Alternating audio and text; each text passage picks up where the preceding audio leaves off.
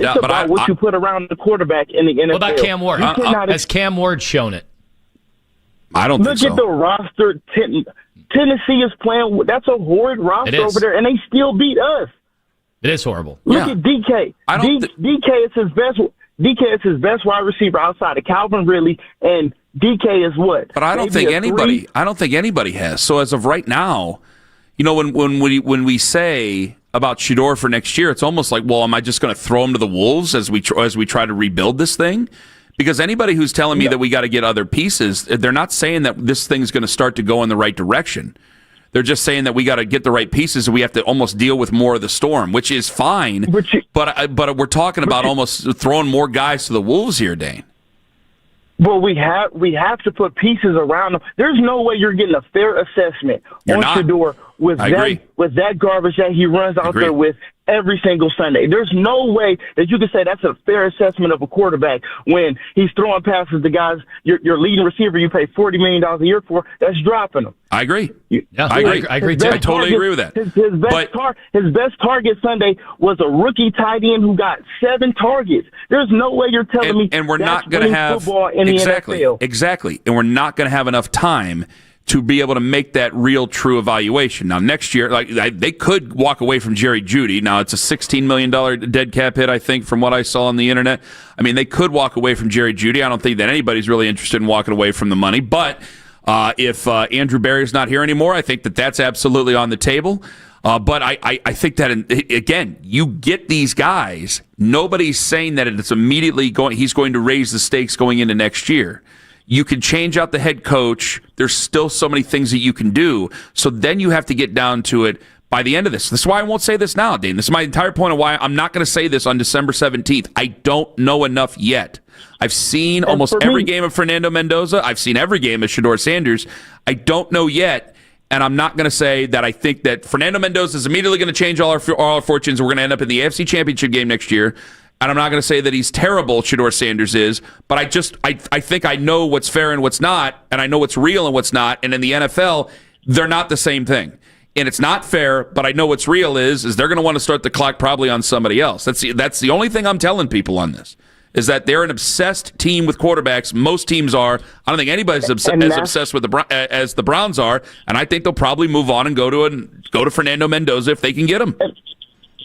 And that's why I say the Browns are like the guy that's always looking for the next hottest girl to date, and that's why he's always single by himself and lonely.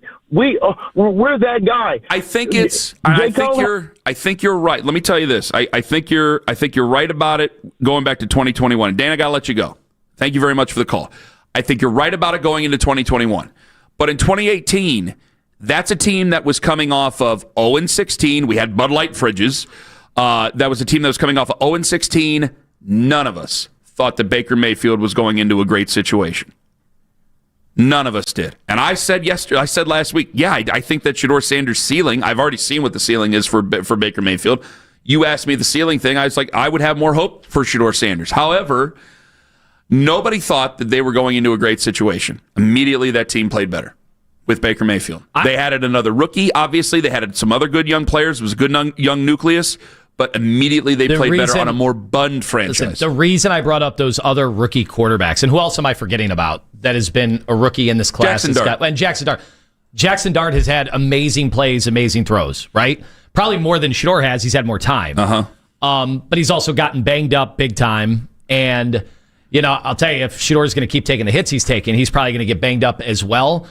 But he doesn't play as reckless, obviously, as Jackson Dart does. But, man, he's taken a licking so far in his games, and the offensive line's contributed to that, and him holding on to the football. He's got to hold on to it because you made him a desperate person because we all know what this is. 100% agree. But you can't tell me, if you've seen the Saints, you can't tell me that you've made up your mind on one and not the other. Because they've all done really nice things, just few and far between. That's been the story of Shedeur so far, and that's what I'm saying. There's no way he has locked up some guaranteed starting job next year. And no new coach is going to say that if they get a new coach or a new regime. No new coach is going to come here and go, that's it, we're building around that guy. He has not put nearly enough on tape. He's had a nice deep ball, right, on occasion. But that's not NFL offense. I thought his best offense, I loved the way he moved the offense against Tennessee. It wasn't, guys, you could say what you want to about yards and big plays. That's all great. But you were able to move the offense. Those final couple of drives where he went down there and they were able to move the ball down the field, matriculate it, I thought that was wonderful. The interception that he threw was terrible. And there's been several people who have said, well, they wouldn't have been in a situation to lose that game had he not thrown the interception. Pick. Okay, yeah. I understand that. But if we're trying to evaluate, this is what I'm evaluating here. It's two bad teams, this is what I'm evaluating. But there's still something to take away from it. I've seen quarterbacks that we've had a lot of hope in throw really, really, really bad interceptions, and we were able to move on from it. So I'm going to be able to move on it from Shedeur. But I think that the most excited I am isn't about long bombs to Isaiah Bond. I saw Johnny Manziel throw long bombs to Travis Benjamin. He had 2 in one game. And Johnny was a total idiot. This guy I have hope for in. This guy I think he's got a good head on his shoulders. I think he's a pretty good teammate, no matter what anybody wants to say, Chase Daniel. I want to have hope in this guy. I'm more excited about the 8-yard slants. I'm more excited about Harold Fannin sitting and getting a first down. I'm more excited about that type of thing. And I saw more of that against Tennessee, and I want to see more of that against Buffalo and against Pittsburgh and against Cincinnati. And if he's able to do that, I'm going to feel a hell of a lot better about this situation. 216-474-0092. All right. When it comes to Kevin Stefanski, do you believe that if things go badly on Sunday, I think people are always on watch. I think if you got past this last Sunday with Chicago, where you were not ready from the very get-go, you ended up getting blown out. I know you stayed around in the game technically because Chicago was playing with their food. You got blown out again. How many blowouts is this, 5 or 6 this year in this season? Man. When you've only played 14 games, that's a lot of blowouts there. You got blown out again. If he's staying after that game, I think he's here till the end of the year. I don't know if there's anything he can do to be let go before the end of the year, or any of them can do to be let go before the end of the year. I think that you just have to deal with this for the end of the year. I wonder. I've wondered about this before because we've seen Jimmy Haslam buckle to local pressure before. It's been a while now because they've had this regime for 6 years. So this is kind of a thing of the past. So for everybody that wanted him to not be so, wavering based on public sentiment, he's done that. He's kept everybody in the same spot, basically, with a few exceptions of a new offensive coordinator and new special teams coach. With all of that said, Kenny, what about national sentiment? Because the tide has turned finally. National people are now bringing up Stefanski, whether it was his handling of the quarterback room, which wasn't necessarily all his fault, but he definitely... Breer's moved away. And he's even come around to, maybe this is a separate, not that he was like Dan Orlovsky or anything about, but it's like maybe there needs to be a separation. Yes, and then the Shedeur stuff, people have not liked. Some very outspoken people nationally have not liked the way he's handled Shedeur. And now you've just seen it in so many games. I mean, I go back to the Minnesota game when I remember saying, man, that Minnesota game is going to stick with Jimmy because they took all their rich partners, people that spend the most money, in partnerships with them. They took all their wealthy season ticket holders out there, and you could definitely make the argument Kevin Stefanski blew that game with time management and some situations there in the fourth quarter. Let me ask everybody. And so all I'm saying is starts to plant the seed of doubt there, and then over the course of the season, we've had 4 other games and nobody will ever forget. And when it's all over for Kevin Stefanski, whether it's this week, the end of this season, or 8 years from now, they're going to be talking about taking Shedeur off the field for a 2-point conversion, their handling of all of that, and then the play they ran. So you've got enough of those now that are adding up. Well, let me throw it out to you guys. 216-474-0092, and let me throw it back to you when we come back. Do you just accept that this is what it is until the end of the season, and that there's no change? Or should there still be changes before the end of the year because we're running out of time to evaluate quarterbacks, to evaluate our future, and guys that we think are on borrowed time here? 216-474-0092. 8 o'clock, we go around the AFC North. Baltimore, Cincinnati, Pittsburgh. Pittsburgh, as usual, rising from the dead. Ken Carman, Anthony Lima, take us with you to work on that free Odyssey app. Tom Merriman and Merriman Legal.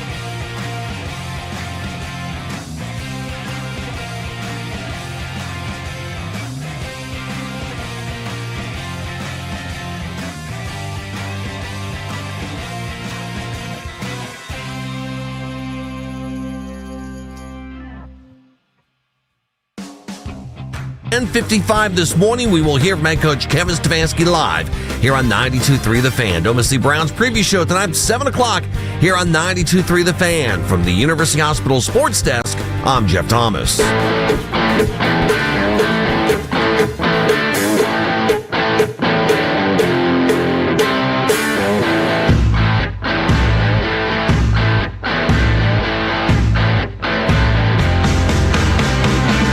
9 o'clock, John Greco going to join us on the show, former Browns lineman, current Browns analyst. I know he usually joins us at 8 o'clock on Tuesdays.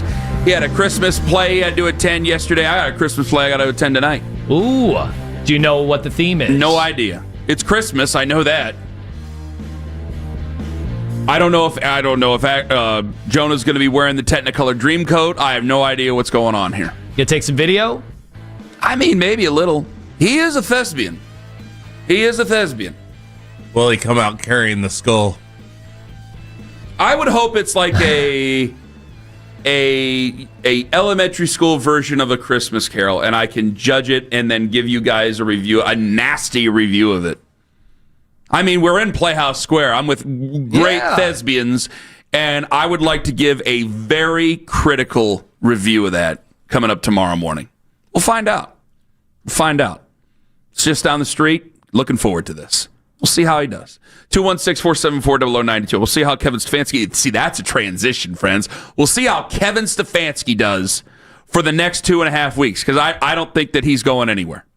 And by the way, I don't know what to do about this, because every time you mention the name Mendoza, someone calls in, whether it's good, bad, ugly, whatever it is. I don't know what to do. Everybody's obsessed with talking about these quarterbacks already, man. I'm like, guys, it's December 16th. Well, wait a second. We do not have all the information yet. Right, but we catered to this in the offseason. We were talking at that time, Lenore Sellers. We were talking about Drew Aller. We were talking about Arch Manning. And I think, is that part of it, that we weren't mentioning Mendoza? Yes. Because who the hell? I mean, I had known about him in the transfer, and I remember I asked you on a podcast, I'm like, hey, this Mendoza kid, is he going to be as good as Rourke from OU, who transferred into Indiana last year? And then, hey, had him with a really good record, but it's pretty clear that guy was not in the same stratosphere as Mendoza. We look at this, I think we look at this in the same way as we look at buying a vehicle, or we look at this in the same way as buying a house. Like Owen's house we've been to Owen's house. Owen's house is excellent. Owen's house did not look like Owen's house when he bought it. Owen did a hell of a lot of work to that house. So he's made that house fantastic. No offense to you, Owen. You turned a 5th-round pick into a 1st-round pick at your home. Oh, I like that. Oh, I thought I was drafting up. No, but that's what I'm pointing out. Like there's always somebody who goes, yep, had this car. I've had this Accord for 286,000 miles. And I'm going, man, there's no rust. Yep, take care of it. Get them oil changes. We're just able to do it. And then you always hear about the Lemon. Yep, got this great big unnamed SUV. We're having electrical problems, and I'm taking a bath on this thing. And because you don't want to have that happen to you, you see this possibility where it's like, hey, this guy fell in the 5th round. Is there something we could do here? And then it's exactly what you said. We were talking Sellers, we're talking Manning, and even though a lot of us were saying Manning ain't coming out this year, still talking Manning, still talking Aller, still talking Nussmeier. None of those names are there. Yeah. It's amazing Mendoza, how different it is. And people are going, Mendoza played at Cal, and I'm like, guys, I have a story to tell you about a guy named Cam Ward at Incarnate Word. Like, things are different now. Right? And you got to get used to this. And the only thing I really want to put, I'm open to all ideas, but what I really want to push back on is, well, we can just get our quarterback next year. Yeah, we said that last year. Well, we'll just get our quarterback. We've been hearing about Julian Sayin. We've been hearing about Arch Manning, obviously. We'll be hearing about Lenore Sellers. I think there is a case where you can start to, going back to buying a car, you do get that thing of going, am I making the right deal here? Am I making the right? Like, there is a thought where you can think about it too long, and if you think about it too long, you'll talk yourself out of it. And because we've had so many clunkers here over the past, we've had a lot of time to think about it. And since you'll see Sayin next year, and he'll still have Jeremiah Smith, and I'm telling you, a lot of Buckeye fans will still, you'll even wonder, you go, is that him or is that Jeremiah Smith? Mm-hmm. Is it Julian Sayin or is it Jeremiah Smith? Well, look at their history of Ohio State quarterbacks. Look at you'll talk yourself out. Is it Lenore Sellers, or did they just hit the transfer portal that much? well, it wasn't that good. Why did he stay another year? Why didn't he? Like you'll start to talk yourself out of it because we fear it because we've been through so many. And so when you go through 40, you can't help but be nervous about them. And next year, we're going to be talking about guys that have transferred to other programs that will be under the spotlight again. This is the future of it. So I think I can understand if you're operating under all the assumptions we've made about doing draft prospecting in the old days, it's totally different now. Just because Mendoza wasn't on anybody's radar a year ago, except the real college football junkies. And yes, there were definitely people in NFL buildings that probably were like, oh, let's get out some tape. Oh yeah, he looks like he's going into the finance world anyway, right? Like yeah. He's worried about his future outside of football. And then he has a year like this. And this is going to be the future in many ways of college football outside of, the Julian Sayans, right? Like this is going to change. You're not going to see guys in one program for 4, maybe 5 years and watch them develop over time. That's just not this era of college football. So I go back to, it really does surprise me that anybody could be totally out on Mendoza. I think it, but I don't want to be totally out on anybody. I'm not totally out on Shedeur. Okay, I'm sorry, guys. I'm not trying to be nasty about it. I know where you're going. You told me he was a career backup when you took the guy, so I got to be out on Dylan Gabriel. As a starter, yeah, I'm out on him, and I don't even know if he could be a backup at this point. I'm actually open to Deshaun Watson as a bridge quarterback. I said what I said, and I meant that. I don't know if the fans will be.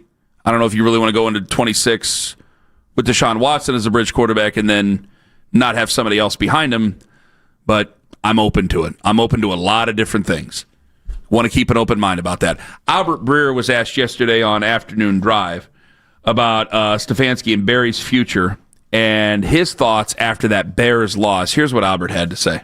I don't think that Jimmy Haslam or his family are looking to get rid of Kevin Stefanski and Andrew Berry. However, I just think the way all of this has gone the last couple of years requires the conversation and whether or not there's a road out for this particular group in that particular franchise. And I think sometimes you get to a point where things are so tangled up that it just gets to the point where maybe it's time for a clean break. And I was just sort of wondering out loud there whether or not they've reached that point. That doesn't mean that Kevin Stefanski is necessarily getting fired. It doesn't mean that they don't want him there. They don't respect him as a coach. And it doesn't mean that Stefanski's got any ill will towards the franchise. It's just, when I watched that performance on Sunday, it just kind of gave me that this is not working anymore vibe.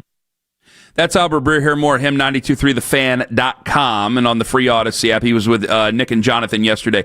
I totally agree with I totally agree with Albert on this, and I think you could see that a little bit on Sunday. It's just I think that players will show you on the field.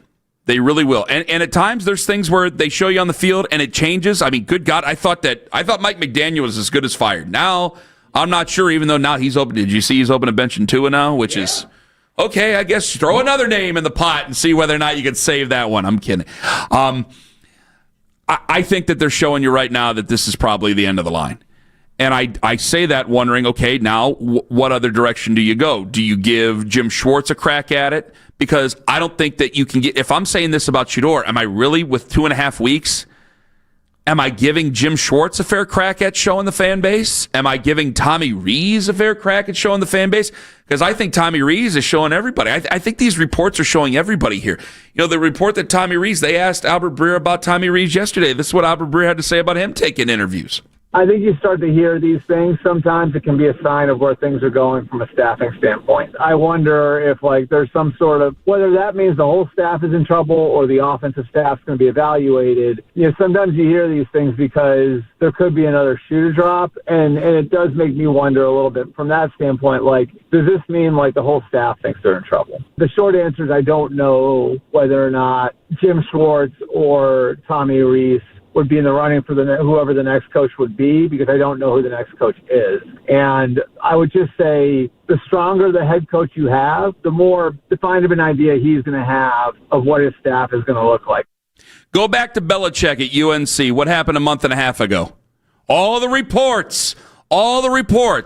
They finished the season. A couple of assistant coaches got fired. And yes, I know one of them. I know who one of them are. A couple of them coaches got fired. What was the quote? The rats are jumping off the ship. Or do we have the rats jumping off the ship? Like, if Kevin stays, could Tommy Rees go? Like, if Kevin stays, could so-and-so... Like, if we're starting to get these leaks here, could some of these things happen here? I don't want to sabotage the segment. Go ahead, sabotage it. Go ahead. Can somebody explain to me, anybody out there in the world, outside of Nick Saban vouching for him, why Tommy Rees is being considered for anything? Can somebody explain it to me? Young offensive mind. And I think their systems have gotten worse. Their operations have gotten worse. I think if you looked at the penalties and the 12 men on the field, it's gotten worse. You don't think he's done a pretty good job with Shedeur? No. Well, I actually think he's done a pretty admirable job with Shedeur. Okay, let me parse this.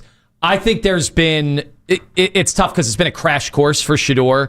So, you would think a guy like him who hasn't gotten any of the reps, we complained about that, or his fan base complained about that to death, like, you would think if he was at all worth, having anybody consider him for their plans in the future in the NFL as a quarterback in their room at all, you would like to think you'd see quick improvement no matter who was with him because he just needed the reps. His fan base said he needed the reps. I thought he did get quick improvement against Tennessee. I'm saying he did. Okay. But then we got into a debate who gets credit for it, and me and you said, hey, shouldn't the coaching staff get some credit for it? And people were like, no, that's all Shedeur. But I think it shows you. I don't think that the coaching staff, and part of this I understand is that you had new guys coming in. Yeah, I get that. But I don't think the coaching staff seemed to be really prepared for the Chicago Bears game, and you saw that he languished in the Chicago Bears game. Including Tommy. So you're seeing including Tommy. I understand Tommy has not in any way. This is different. Like Freddie Kitchens, at least, and I'm vouching for Freddie Kitchens here in a sentence.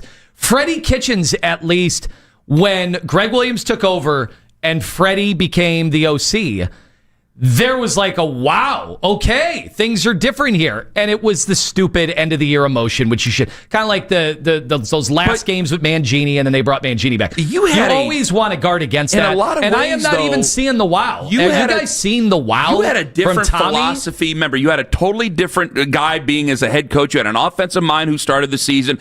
Then you had Greg Williams. Listen, you could say a lot of things about Greg Williams and how fun of a personality he is and how big of an ego he has, and all those things are true. The guy's never not going to be organized. He was always organized, defensively and as a head coach. Maybe the results weren't always there, but the guy knows how to prepare and how to be organized for it. And I don't think that they were very organized on Sunday, and that's where I drew the line. Because if you're going to have a bad team or a team that's not very good, and going in, you better be organized and have them ready. And they weren't that way. And if I were a college program or another NFL team, if I'm a fan of those teams, and I'm hearing about Tommy Rees, and I go watch whatever, since he's gotten more power here or more of a say, I'd be like, no thanks. Not his fault. Maybe not necessarily his fault, but he hasn't done anything to demonstrate it. Sounds like I'm fighting with you. I'm not fighting with you. But I do think that this is a week-by-week thing. I think that the better that they get things ready, the better it is going to be for the young players, including their rookie quarterback that's playing right now. But I didn't think that they were very prepared. I didn't think that they were very prepared at all, and it didn't seem like the quarterback was very prepared because of that on Sunday. I think you saw Tennessee and Chicago there back-to-back. Since Tommy has taken over, I've seen more guys shuffling on the field too late or off the field too late. Like Harold Fannin looked like he was going out for a pattern and then ran out of bounds because they had to get him off the field. I think he was trying to... I think he was trying to pull one on him and go, I'm just in motion, and then they wouldn't see him run past the ref. Yeah. All I'm saying is there's been no improvement, and if anything, you could say it's all gotten worse.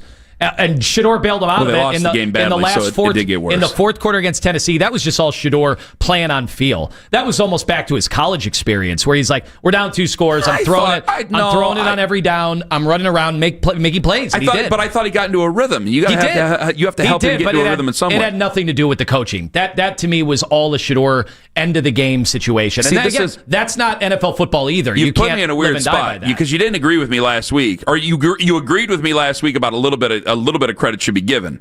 But then you're saying this, I'm like, well, where was this last week when you were talking about Shedeur? I'm saying where was that? The footwork stuff, okay, there's been some development. That doesn't mean you can go coach a football team. But you could get him into a rhythm. Or you should be, like, Michigan should be going after you. Like, what have we seen from Tommy Rees? Well, if I were a Michigan fan, I'd be like, what, because Nick Saban's vouching for him? Great. All sorts of ex-coaches vouch for guys like crazy. Tom Herman.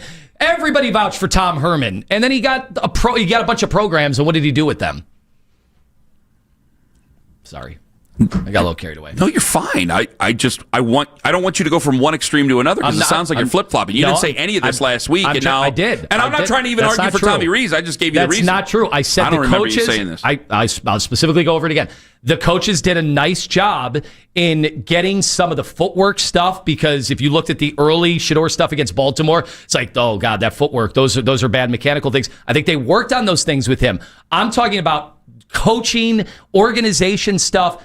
Guys getting lined up, all that stuff's gotten worse since Tommy's taken over.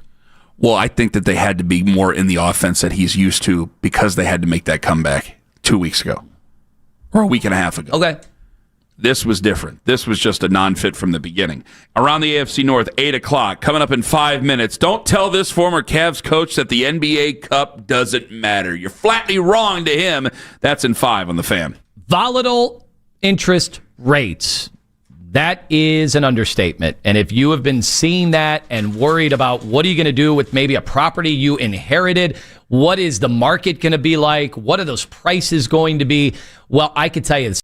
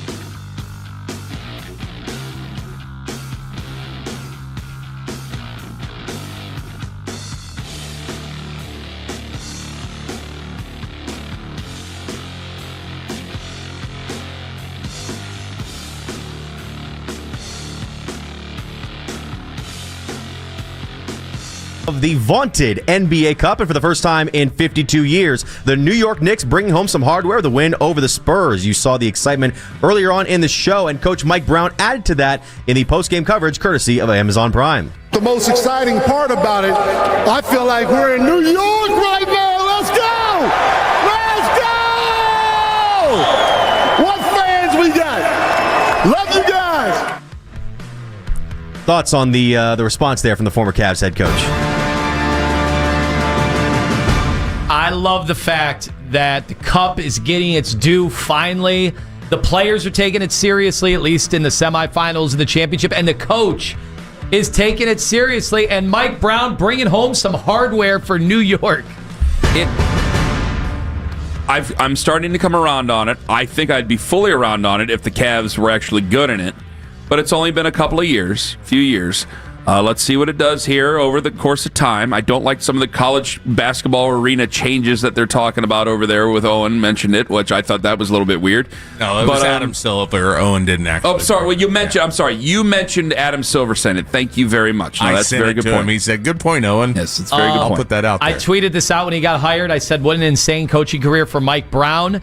Head coaching stints with the Lakers and the Knicks. 2-time NBA Coach of the Year, rehired by the team that fired him. 12-0 in the playoffs with the Warriors in 2017. Assistant on 4 title teams and over $100 million in earnings. And now I've got to add to it because now he has also won the Cup. It was a fine accomplishment, but you can't help but be sarcastic about it when ESPN posts it's the Knicks' first championship since 1973. And it's like, well, do you hang a banner, do you not hang a banner? And the first look you gave me was the most ridiculous look ever. And so if you think it's a ridiculous thing to do, it is. Then they still have a lot of work to do. But maybe 10 years, 20 years down the road. I think it's a very niche thing for a basketball fan, so I can understand basketball fans liking it a lot. Mike Brown also won Coach of the Year of the Kings and then got fired the next season. Speaking of the Cavaliers, the team obviously not playing in the NBA Cup. They're really trying to get their season back on track. Jarrett Allen, who just got back from his injury, talking about how the Cavs have handled this early season adversity. I think we handled it well. We could have quit. It's been a rough 3-4 weeks now about how our play has been. And we could have quit easily. We could have said, this season might not be for us, but every single trial that we've been through, we faced it head on, and I think we're going to continue to do that. You guys did quit in the worst 2 games of all time. Actually, 3 games if you include losing to the lacrosse superstar against Golden State when they didn't have their 3 best players. Is Jarrett Allen going Kevin Stefanski on that? Didn't quit. Just getting through the answer. Things aren't going well, so I'm going to just get through the answer here. They were down 17 against the Wizards almost for the entirety of the game, and Donovan Mitchell bailed them out. So no, Donovan Mitchell did not quit. The team has quit. Then, what happened the last time we saw them? Who did they lose to? Yeah, I think Who were you're they right. down? And they had to go to overtime. Charlotte. And they got shut out. And Darius Garland didn't know that you have to foul a guy and not let him get a 3-point shot off. That was Jarrett Stefanski right there. Holy cow. That was all. Man, it's December 17th. We're already just getting through the interviews now. 8:20. We got some things we got to talk about here. Are you saying it's December in Independence? No. Mitch, you might have something there. I'll credit you for that. The one thing I'll give you credit for. Thank you. Speaking of teams that you guys have said quit, the Browns dealing with some issues right now. And as you said, the tide has turned nationally. Here's Stephen A. Smith on First Take yesterday questioning Kevin Stefanski's quarterback handlings. This man, Kevin Stefanski, was it like 11 quarterbacks over the last 4 years? Damn, you can't find somebody that works. I could look at Shedeur Sanders and blame them, right? My problem is, if no one seems to work for you as an offensive mind at the quarterback position, how can I look at Shedeur Sanders? I might have to look at you and say, you might be the reason Shedeur Sanders is looking the way he's looking. Stephen A. Smith hasn't watched a Browns game since 2021. That's all that is. You can't, somebody just, a producer, I like Stephen A. Smith. He makes me laugh, and he entertains me. A producer said 11 quarterbacks, and that's just what you ran with. Don't give me that. No, he ain't got time in the day to watch all the games, especially the Browns, when they're 3-11. No, someone told him 11 quarterbacks, and he used that. He's won games with the likes of like Jacoby Brissett and P.J. Walker, so the guy can win with quarterbacks. It's just that he can't keep one for an entire season. It's not anymore. Well, that's the age-old question. Like, it's where's the development of a quarterback? At the same time, which quarterbacks can't be really developed into starting quarterbacks, consistent starting quarterbacks in the NFL? And how many has he had a shot at that has gone and done anything elsewhere. There's one, and it's Baker Mayfield. And now Baker has come back to the pack. He's injured again.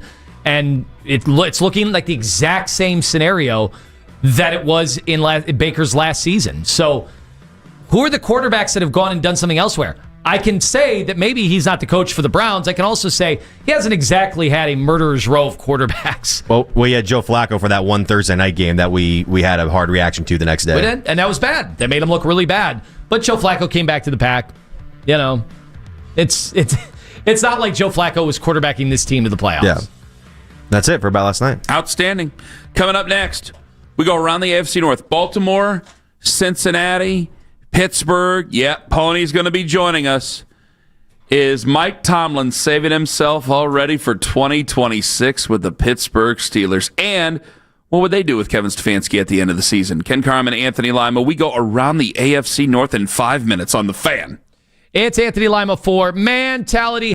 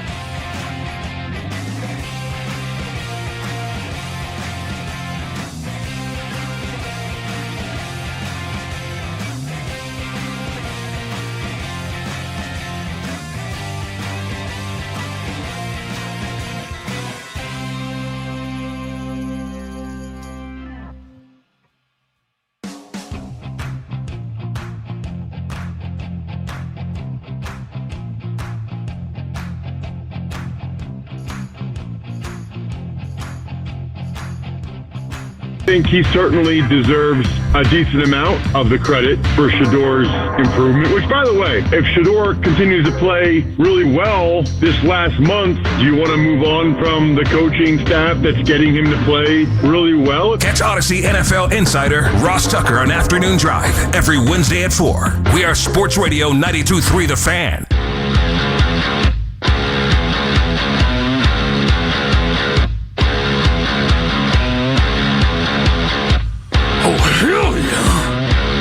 Time to go around the AFC North. Remember, all guests appear on the Fan Hotline, and our first one up is Ken Wyman, 105.7 The Fan in Baltimore. As the Ravens get set to take on New England, 8:20 p.m. Sunday. That's right, it's Sunday Night Football live at M&T Bank Stadium. Ken, is the Ravens defense good again? I don't know, but they sure did surprise us on Sunday. 3 sacks. 10 quarterback hits, 15 pressures. This was the same defense as the prior 2 weeks.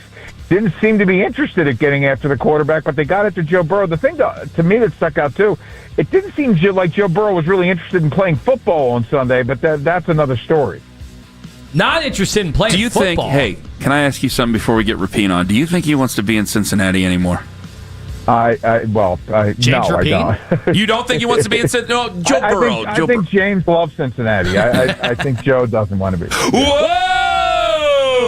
Play that for him. Get it to him. All right, Ken, we did see a little bit of vintage Lamar Jackson for the first time, and it feels like a month and a half. He had one decent, longer run, still not the old, crazy 40-yard runs that we've grown accustomed to, but also, hit on some deeper balls. Is that giving people reason to believe?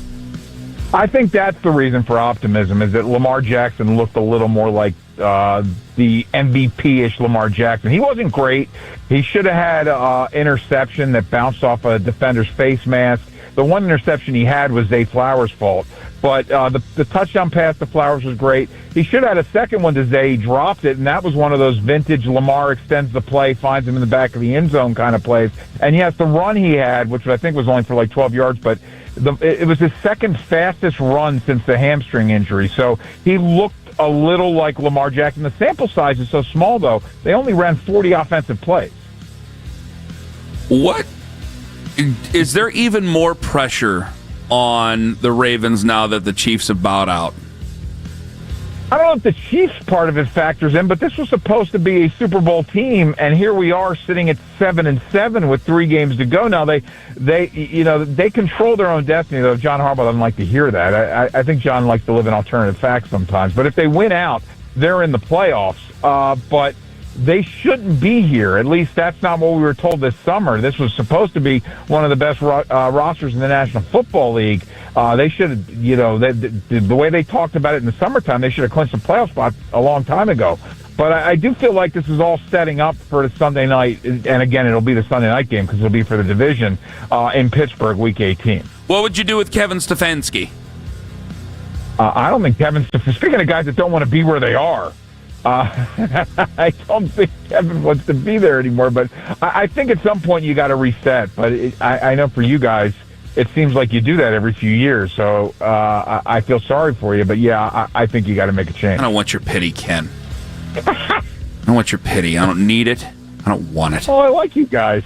Well, we like you too, but I mean, it's been 6 years. We're kind of on the average now for franchises. I mean, I know the rest of the AFC North, everybody's around forever, but we're kind of on the average now.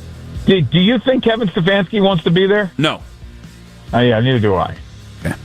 Ken Weineman, 105.7 The Fan in Baltimore, as the Ravens get set to take on the New England Patriots coming up on Sunday Night Football at 8:20. And now we welcome in James Rapine, Locked on Bengals, SI.com. They are at Miami, 1 p.m. on Sunday.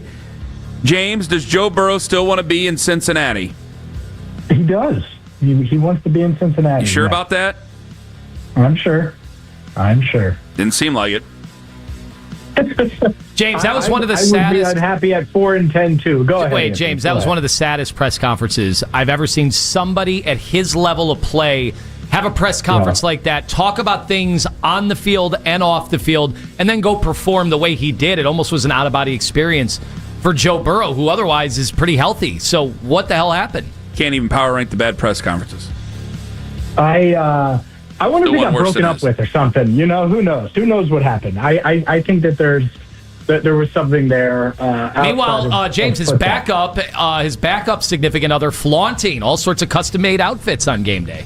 I don't know why that's showing up on my For Me page. Who's the backup? Who? I don't even know who that is. Who's the backup significant? Are you talking about Jake Browning's significant other? Yeah. Oh, well, he's not the backup either. He's the backup to the backup. The mighty have fallen. Yes. That's right. Maybe he'll play for the Browns this year. Maybe that's the solution. Okay, don't take your pot shots because your quarterback's depressed playing for your football team, James. Come on, Ken. What? You Come can on, give up what? your whole draft for depressed Joe Burrow right now. Relax. What do you? But it wouldn't happen. So what's the point? I don't know. Do I want your injured quarterback? Do I want your off-injured, depressed quarterback? Yes. Well, I just want to make sure it's okay. I want a quarterback. I don't want the lead singer at Taking Back Sunday. Are we going to be like? Are we going to play emo music here? Or are we going to actually play the position? What are we going to do? Hey, if the lead singer is going to sing emo and still be accurate, you're going to do it. I'm not sure anyone's getting it to Jerry Judy, but I don't even know who the lead singer is of Taking Back Sunday. I had a girlfriend once in high school, and I had to burn her CDs like alcohol. Well, yeah, guys have girlfriends in high school, James. I mean, I'm married with 3 boys. No chance. Why wouldn't have I had a girlfriend in high school? She was emo. I don't know. She was emo. Oh, okay. And I had to burn her CDs of Taking Back Sunday, which I always made the joke. I'm like, I never knew someone stole it. And then there was Out Trio, Hawthorne Heights. Hawthorne Heights, I had to burn those CDs. Yeah, that's what I did, James. Ohio's for Lovers. You did a little LimeWire. That you definitely didn't get those. Because it's you know what? I didn't care that she was emo. It was undefeated. And it was on the schedule. That's why. James, let me ask you this. If Joe Burrow was to start making demands, we saw what Myles Garrett did at the end of last year, at the Super Bowl week, going on the run that he did, the publicity tour, and the asking for a trade. Do we think Joe Burrow could steal a page out of that playbook, if only to just make sure the organization understands that you can't take me for granted? I don't think so. I don't think he's there yet. I do think at some point in the Joe Burrow era, is it possible? Absolutely. Do I think it's going to happen this offseason? I don't. And I think he knows he can flex his power and get what he thinks is best without having to go to that step at this point. Not saying it's impossible or that it won't happen at some point. I don't think it'll be this offseason. Does he have more responsibility than any quarterback in the NFL? Because it's like he has to run the franchise, it seems. Yeah, no, he does. He does. There's a lot on him. He likes it that way. I also, that's where I'm at, guys, is I'm like, man, why would you not have a real conversation about trying to find the next Dan Campbell or Mike Vrabel or whoever, the CEO type of head coach that can help be the face, help be part of the long-term and short-term solution, I think, instead of Zach Taylor, I think he's a good offensive coach, and Joe really likes him, but history would tell us that sometimes moving on from the head coach that the star player likes can end up helping in leading to championships. So I do think that should be a real conversation, even if it's not here at Paycor Stadium. It obviously is a conversation in town. Final one, 10 seconds. What would you do with Kevin Stefanski? I'd move on. It's time. Okay, James Rapien. Locked on Bengals, SI.com down in Cincinnati as they get set to take on the Miami Dolphins coming up on Sunday at 1 p.m. This team going to Detroit to take on the Lions at 4:25 p.m. It's the Pittsburgh Steelers, and to talk about them is Andrew Filipponi, 93.7 The Fan in Pittsburgh. Has Mike Tomlin saved himself for another year? Andrew. Well, he wasn't going to get fired anyways because the owner doesn't believe in that. They preach stability and continuity over results, so he wasn't going to get fired. The court of public opinion. They won. That's a result. They won the game. It's Miami. Well, yes, they did. And the court of public opinion is starting to shift back ever so slightly in Mike Tomlin's favor. If he wins a playoff game this year, yes, Kenny, you were going to interrupt me again? Yeah, Big Ben. Welcome to the club. Big Ben flip-flop. Yes, he did. Well, Big Ben denied a flip-flop. Ben said he didn't say anything other than Mike Tomlin has earned the right to decide when he wants to leave. See, Ben doesn't want that podcast smoke is the issue here, to quote the guys on the afternoon show on your station that use terms that only people that have been born prior to 1995 understand. He doesn't understand that when you say these things now, people throw them back in your face. And he was in deny mode Monday because he thought he was at a Hall of Fame ceremony where people were going to kiss his ass. The owner was within 20 feet of him.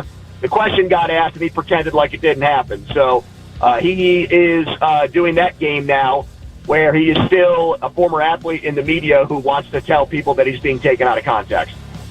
All right, Andrew, if the playoffs started today, I think it would be the Steelers hosting the Chargers. You could correct me on that, Matt. So given that and the ridiculous way that we do the playoffs in general, the Chargers are 10-4. It's insane. They would have to go on the road in the first round. I can't believe we don't fix this. With all that said, are you scared? Would the Steelers really be scared of anybody outside of like maybe Josh Allen in the postseason right now? Like, is there a way you could talk your fans into believing that Aaron Rodgers and Mike Tomlin could make a run? Definitely. I think that fans would feel great even though they lost a Sunday night game to the Chargers on the road. Aaron Rodgers was not himself in that game. There had been a New York Post article that came out that day with anonymous Steelers wives saying that maybe Aaron Rodgers' wife was make-believe and not real. And I think that may have gotten to him that day. I think he was really out of whack and out of sorts. That's my conspiracy theory. And I think L.A., given the injuries to their offensive line, that would be a nice, juicy matchup for them. They went to the Giants and lost. So this is not an infallible football team. No Joe Alt, no Rashawn Slater. Who knows who else will be injured by then, given the Chargers' injury bug history. I think, and Justin Herbert in the playoffs was miserable last year with 4 interceptions. So, yes, I think if that exact scenario played out, Steelers fans would feel really good about winning a playoff game, as they should. How serious in today's world of NFL football is a collapsed lung, and what does that mean for T.J. Watt? Well, Mike Tomlin was asked about what he's learned regarding dry needling procedures yesterday, and he wanted to pick up the reporter, who's a very diminutive man, by the way, Ultimate Warrior Gorilla Press Slam style, and send him through the tables in the press conference room at the Steelers headquarters. He was not pleased with that. We need that audio. The Steelers are playing a very odd game here, in my opinion, where they fed NFL Network a bunch of baloney about how T.J. Watt was going through his workouts and just fell off, and then he went through a battery of tests and they found a collapsed lung. And, of course, T.J. Watt personal secretary, J.J. Watt, had to put out a post that basically conflicted and offered a completely different story from what NFL Network was reporting. So I don't know what's going on here. I think T.J. Watt wants it made abundantly clear that it was Steelers training staff or medical staff that screwed this thing up, and it was nothing he did on his own.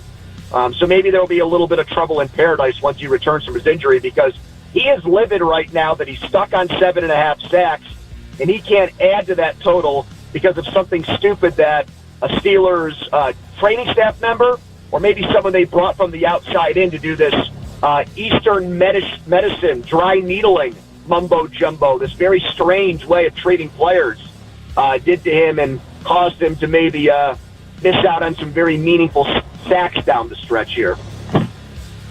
What would you do with Kevin Stefanski? More dry needling?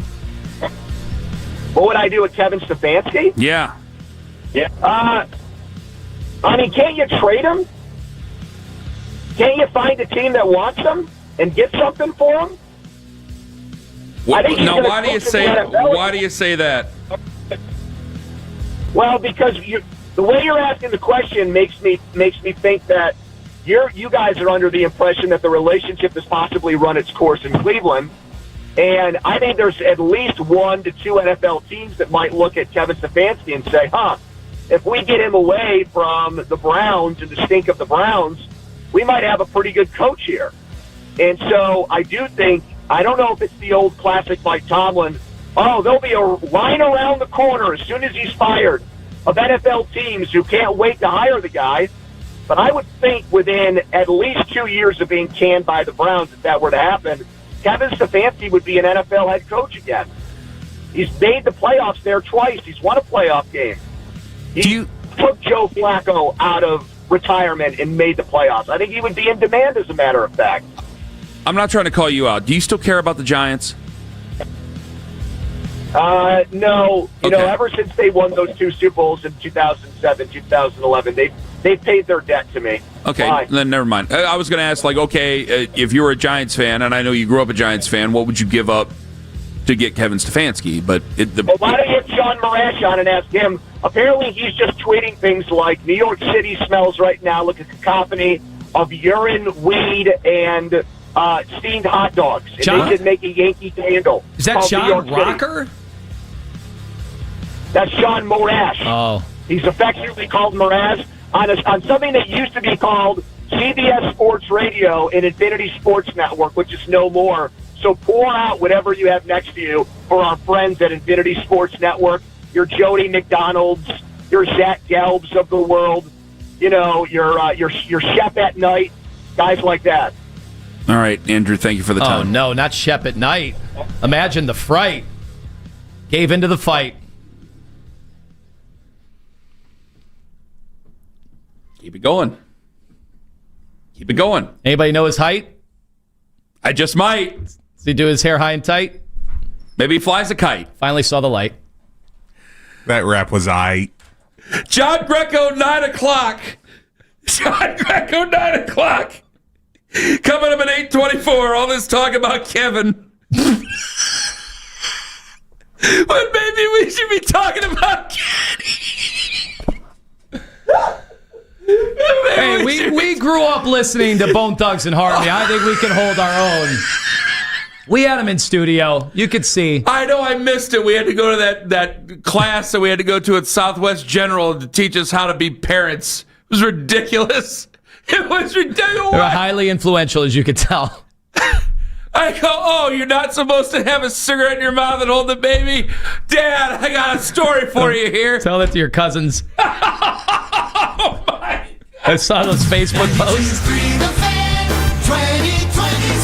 Now, because the finger.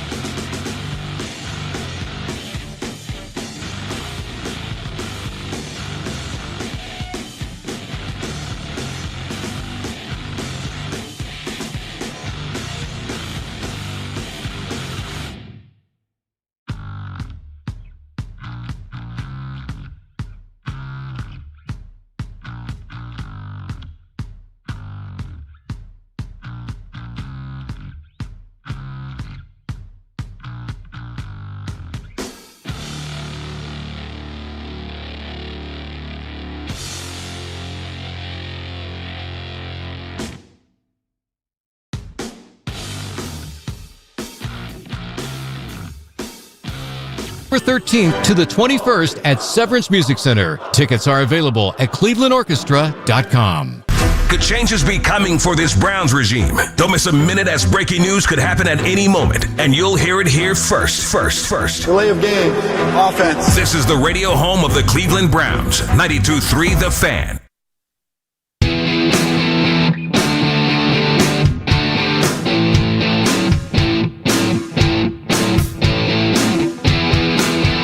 John Greco going to join us at 9 o'clock. We just did around the AFC North. Pony was his usual self. You're going to have to help me out here because all of them said that they would probably move on from Kevin. Well, Pony said that he would trade him, which I went, oh, God, he was listening to the show. Pony said he would try to trade him, but we've been talking a lot about Kevin. I guess we need to be talking about Kenny. Does Coach of the Year matter at all in the city of Cleveland? It means nothing here. Because if Casper's writing these stories, then that means there's something going down over there at the corner of Ontario and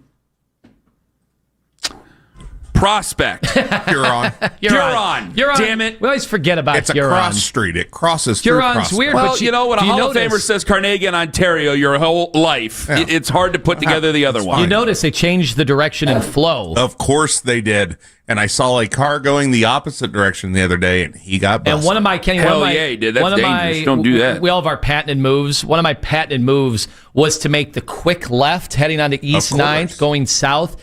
And I can't do it anymore because they have the pedestrian strips out now. Yes. And so a lot of I've been neutered.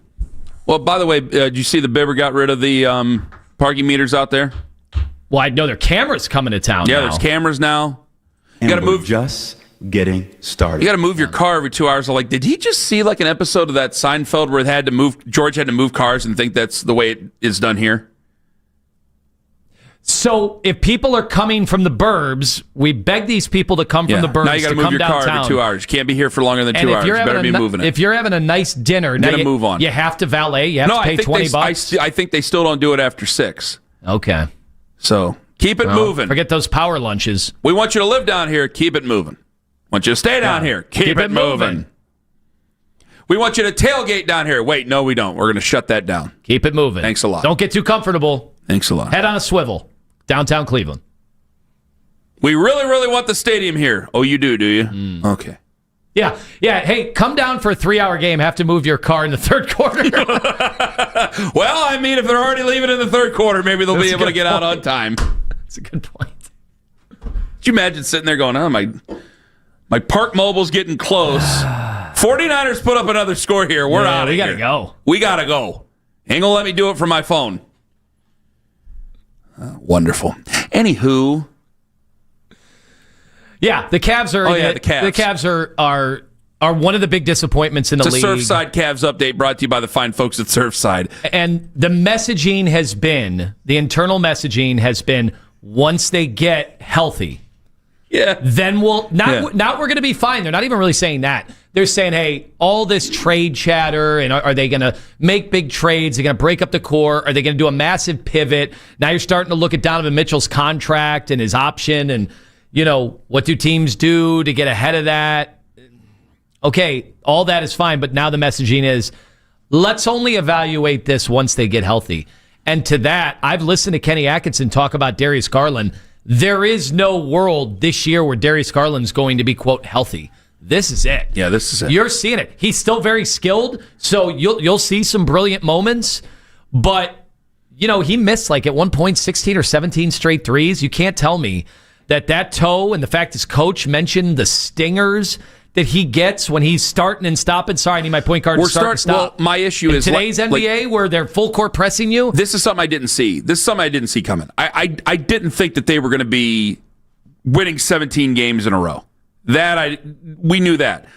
But I didn't think we'd be going through the same circular conversations again. The J.B. Bickerstaff conversations like we had, we're almost starting to bring up the same. It's almost being written the same way.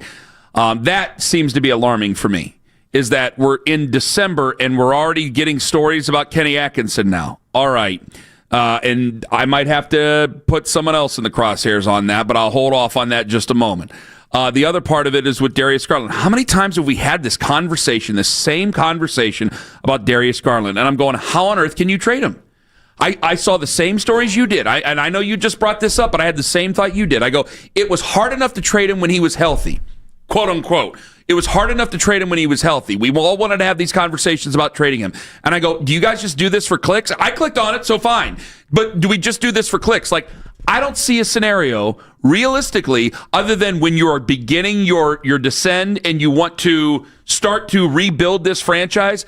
I just don't see a scenario where you can let him go. Who's giving up quality for Darius Garland? Excuse me. Who was giving up quality 2 years ago for a healthy Darius Garland? Now who's giving up quality for a Darius Garland who, Brad Daugherty said it, so I can say it, who's going to deal with the same injury for the rest of his career and is already coming in with injury questions, and we're going to be able to trade him to the Magic, or we're going to be able to trade him to the Timberwolves or somebody else? Like, I know that there was the...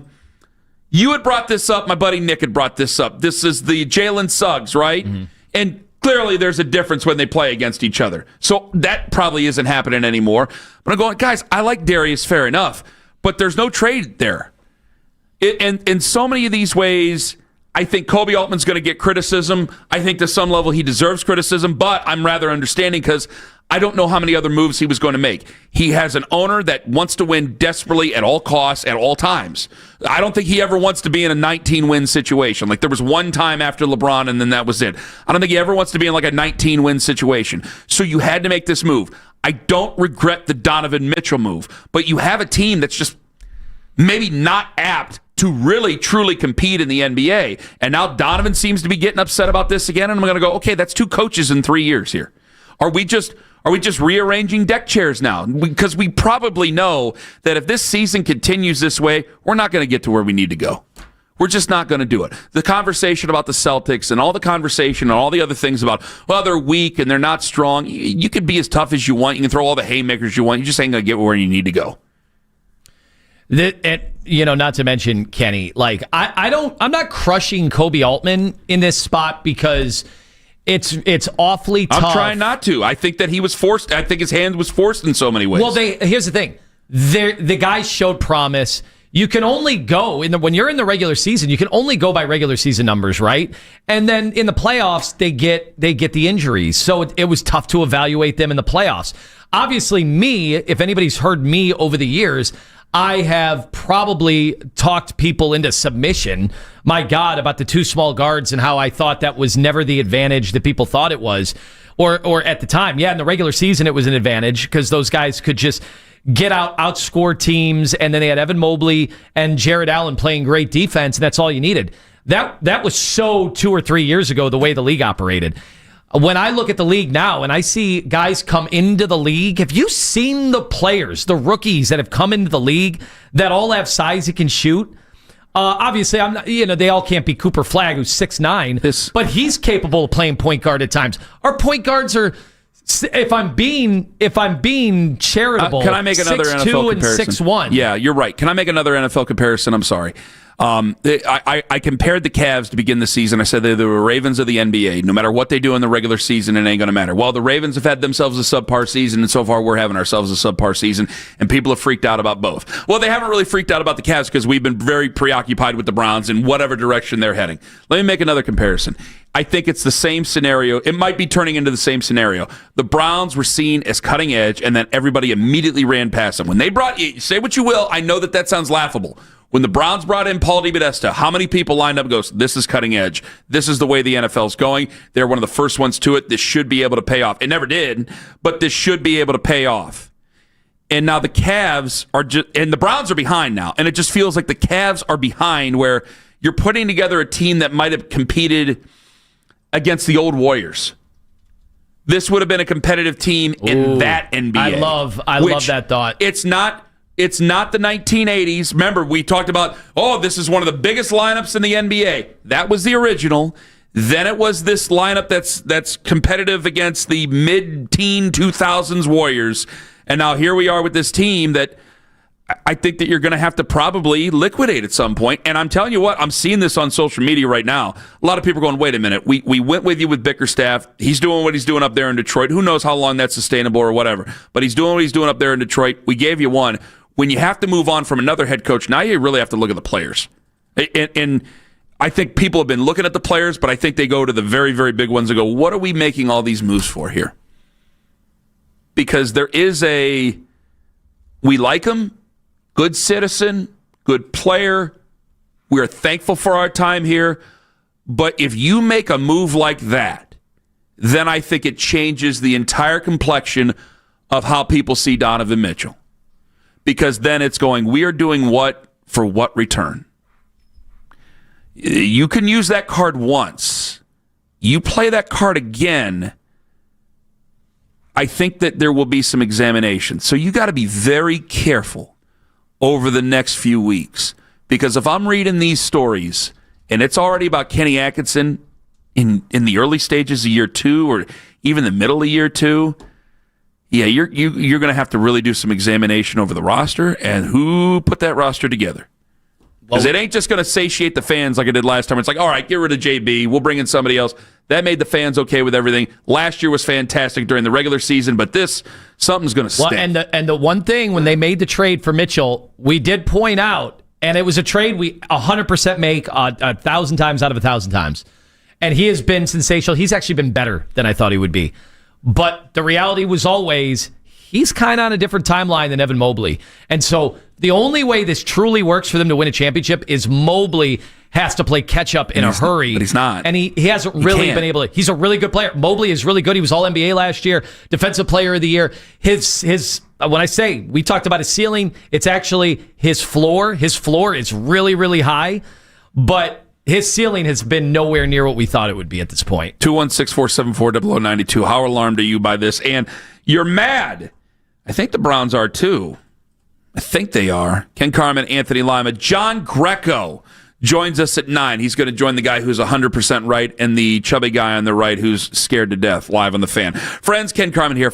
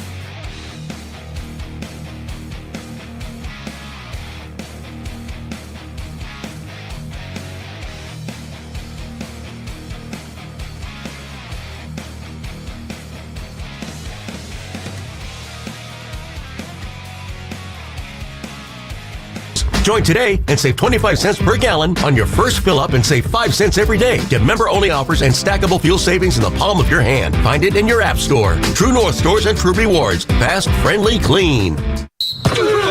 The radio home of the NFL in Cleveland. As penalties decline. We are Sports Radio 92.3 The Fan.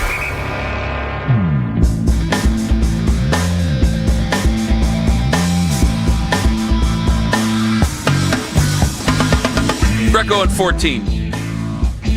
I can't call it an overreaction about the Cavs when I'm seeing these articles. That's not an overreaction. If you're talking about, if there's hit pieces on the head coach being written in Cleveland.com, then it's not an overreaction.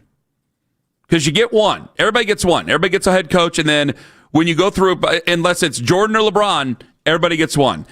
When you get the one, you've already used your one. That was JB. You're a highly successful basketball team. You didn't get to where you needed to go. Okay, goodbye, JB. This is the way the NBA works. When you bring in Kenny Atkinson, you win that many games, and now all of a sudden it's Kenny Atkinson's fault. You can fire him, but I don't think the fans are going to have the same reaction where they're going, wait a minute, fine with JB, but now you've used your second. I got to question you guys. And I think fans are already questioning those guys. And at first it was toughness, playoffs, hunky-doriness, whatever. And now it's going, well, wait a minute. Are you guys just not capable of doing what you're paid to do? I mean, it is the most expensive roster in the NBA. And you're at the second apron, so a lot of this stuff is unmovable. Like, you are who you are until the very bitter end. This thing is either going to be very successful or it's going to crash and burn horrifically, and we will get ready for more tough times. We've done it before, but we'll get ready for more tough times again. Well, and I put this out like a week ago, and it's only gotten worse. You can make the argument this is the worst performing team Donovan Mitchell has ever been on in his NBA career. Are there more charts here? Yeah, including his more charts. Including his charts. Rookie year by almost. I hate what AI has done to you. By almost every metric. They're feeding me lines so I can argue with you, so I can debate you more properly. Are you effing kidding me? I got a whole list of them. It's great. You can't do that. That's unfair. Turn your computer. Well, right now I have Nick Chubb's yards per carries up. We're not arguing Nick Chubb. But anyway, so the point is that what is Donovan Mitchell? Look, we can't act like, as happy as Donovan seems to have been here in Cleveland. They ain't happy right now. There's a lot of these games he is not thrilled after. At some point, guys, Donovan Mitchell knows that his legacy, even though he's only 29, it's not like he's 35, but things come crashing quick for a lot of these guards that have relied on burst and athleticism, and you can already see his game is starting to transition. That doesn't mean I don't think in a playoff game, if he needs to go get 40 and do it at all three levels on a court, that he can do it. I know he can, but look at how exhausted he was after just 2 rounds last year, and now he's looking at this going, how much more exhausted am I going to be? I've had to put this team on my back on random regular season nights against the dregs of the NBA on a Monday night in November. Yeah. What is it going to be when we get to the end of the playoffs and we're jockeying for position? And I've got to make up for the worst bench in the league statistically, the fact that Evan Mobley can't really score more than 20 points no matter what the competition is. And I'm doing the math while other teams are rolling out guys you've never heard of that are scoring 120 a night. Like, they got to keep up with that. And oh, by the way, I'm going to get pressured full court from the moment the game starts because the way the league is totally transformed almost overnight because everybody has taken a cue from the Indiana Pacers of a year ago who got all the way to the NBA Finals in a Game 7. And also you and plenty of other basketball guys have always told me for the last how many years is that teams who like to be in transition, the Cavs, also do not defend in transition, the Cavs. And so they haven't been able to do that. So if you push them, they're eventually going to fold. And even the worst teams are getting them to fold because they have not. Now, they've had to work with a lot of different lineups. And clearly that's a hindrance. But when you have these articles that are posted, you can't tell me I'm overreacting when these are coming from where? These are coming from inside. So if you continue to struggle against not so great teams, you're probably going to have more conversations like this. And you can only keep blaming the head coach for so long before I go, who constructed the roster? Okay, there were so many things that he just couldn't help. But in the words of what we've been saying about another head coach and general manager in this town, yeah, sometimes it just comes to an end. It just comes to an end. And I got this at the worst possible time where Evan Mobley has the dreaded calf strain, so get ready for all that because you don't want to have him forced to become back because if you lose him with something even worse, That's because what calf strains usually lead to, well, then that's really it. The That's whole thing all. ends, yeah. Darius has got to battle this toe, and now we're seeing these weird reports, league sources about how these teams will trade him, and going, man, is it 2022 all over again? About Darius and about Donovan and all this other stuff? Like, we're going through this all over again. And I don't want to have a circular conversation, and it's December. I would love to sit there and go, guys, you guys are freaking out. It's December. That's it. No, when those articles are about Kenny Atkinson and hit pieces about him, I go, nope, they're freaking out, so I'm going to freak out on them. I think so. I think the fact that it's risen to the level of this kind of conversation, you are on a clock, no matter how people like to accept this or not, about Donovan Mitchell and his future. You try to get out ahead of these things. When LeBron was getting in the last 2 years of a deal, it was let's move heaven and earth. Let's swap out the whole roster. Let's go get Wally Zerbiak and Joe Smith and Shaquille O'Neal. Okay, let's do everything we can to try to create something. Rode the throw elevator with darts. Joe Smith. Nice man. Well, guess what now? Now none of that is possible because of the second apron. There's very few trades they can even make. Yeah. The Giannis stuff just seems like a pipe dream. It would take so many different types of moves to even pull something like that off, and you don't even know, would Milwaukee be up for it? So if you would have told me 2 weeks ago, is Kenny Atkinson's job in jeopardy, I would have laughed. I would have laughed. Today, I'm like, they got Johnny Bryant right there, who's been a mentor to Donovan Mitchell. He's right there, and they brought him over, and he was there with him in Utah. I know you had the doctor's appointment on Friday. We had Jason in here, and something about the Cavs got brought up. The only other person who is in here can attest to this is Mitch. And something about the Cavs got brought up, and he kind of hemmed and hawed, and we were kind of looking at him going, "What? Wait a damn minute here. What's going on here? What's going on here?" And he said it on the air. There might be more than meets the eye on this. And I went, oh, boy. And I decided I wasn't going to have it out with him. I wanted to have it out with you. I frankly thought that they were just going to run Washington off the floor on Friday. And so it's like, why am I going to freak out and then run Washington off the floor? And then I'm driving around on Friday. I picked my son up at a birthday party, and I listened to the game, and I got back, and I'm going, what is this? What is going on here? And then against Charlotte, that goes on. And you can blame injuries all you want, but my God. I mean, we bragged about our depth for so long. And now these are significant injuries. Definitely these are significant injuries. But this isn't right. And you can only keep blaming your head coach for so long before I go, nah, the makeup of this ain't right. The makeup of this ain't working out right now. So they're going to have to get it going. They got Chicago tonight. We'll see where it goes. 216-474-0092. John Greco going to join us at 9:01. What do you think he thinks they're going to do with Kevin Stefanski? Tar and feather? Is it in play with John Greco at 9:01 on the Fan? Anthony Lima for QC Kinetics, where if you're suffering from back, joint, knee, any kind of pain associated with arthritis, good news for you is that it doesn't necessarily have to be any kind of invasive surgery to get you healed up.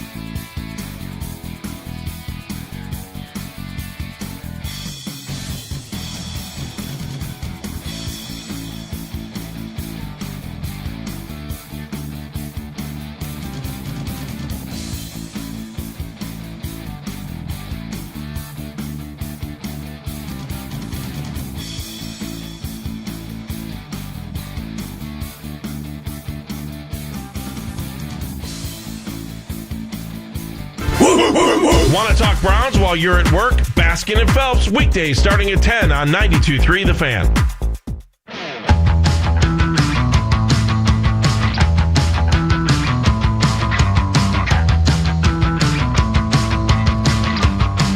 We've been talking a lot about the wine and gold, and they're going to be back in action tonight. Meanwhile, they take on the Charlotte Hornets in a City Edition matchup Monday, December 22nd, 7 p.m. Rocket Arena. Enter the code LAND, L-A-N-D, at 923thefan.com before 10 a.m. Get your tickets at Cavs.com/tickets. It's all from Cavaliers Sports Radio 923 The Fan. LAND at 923thefan.com. That is your way to get those tickets. Let's get to John Greco, who joins us on the Fan Hotline. Former Cleveland Brown, current Browns analyst. John, hello.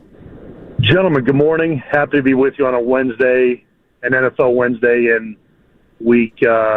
You don't even remember. You don't even remember. Yeah. The season just goes over you now, and it's a blanket, and the waves are crashing upon you here. John, Sunday, and I know it's Wednesday, so we'll start to move forward here. But I don't think that they're going to do anything with Kevin Stefanski until the end of the season, or his staff until the end of the season, if they do anything. I think that that's on the table as well. A lot of people are reminding me in the emails. But do you believe that if they do something at the end of the season, that Sunday might have been Kevin's Waterloo? Because that was one of the worst starts I think I've ever seen. Probably since his debut against the Baltimore Ravens. Go ahead there, John. I would agree with you. It was not good. They came out flat.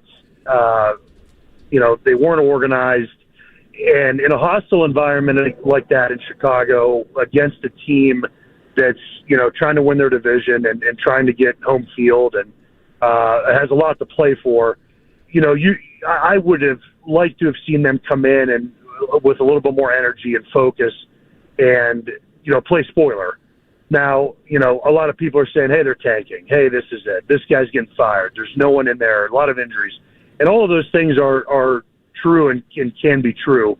But I agree with you. It almost looks like, I don't want to use the words giving up, but I think people are just so over it. And you could see it with the body language on the sideline. It's like, okay, you had the play card, wrist play sheet card debacle, and it just seems like people are like, rolling their eyes on the sidelines. It's just such a mess. And for them to come out and lay an egg the way that they did, and no one played well. It's not like one facet of the team tried to hold it together. And I was listening to you guys earlier in the week, and to your point, when we kicked that field goal, I was like, okay, there's some momentum at least. Let's get a stop. And then it just never seemed like we had a chance.